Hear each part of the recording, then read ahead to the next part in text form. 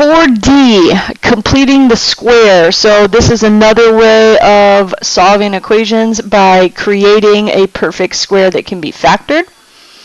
Alright, so x squared minus 6x, to complete the square, we're going to create a perfect square here. And what you do is take b, take that middle term.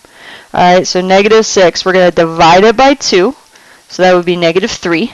And then we're going to square that, so that is equal to 9, and that is what we add to the end. Okay, now if all you have to do is complete the square, then you're done.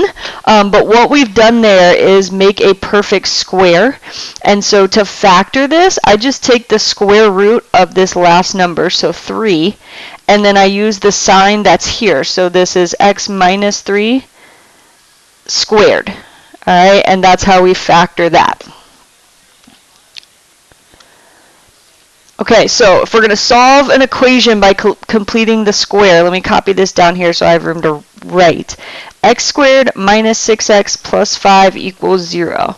Okay, to complete the square, you have to have just the x's on this side. So I'm actually going to move the constant to the other side. So now I have x squared minus 6x equals, and I'm going to leave a space here to leave me room to add my square completed. So I have equals negative 5.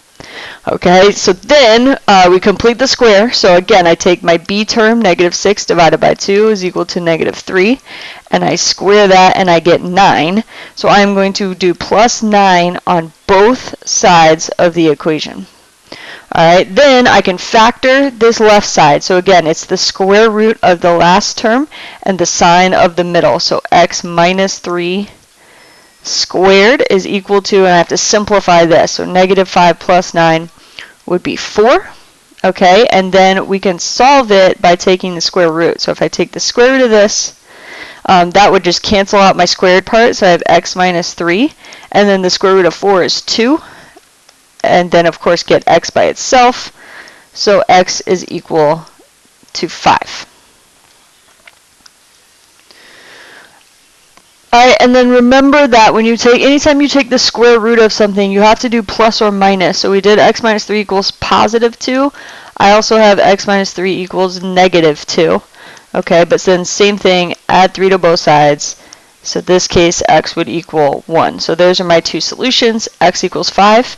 X equals 1, and that's it for completing the square.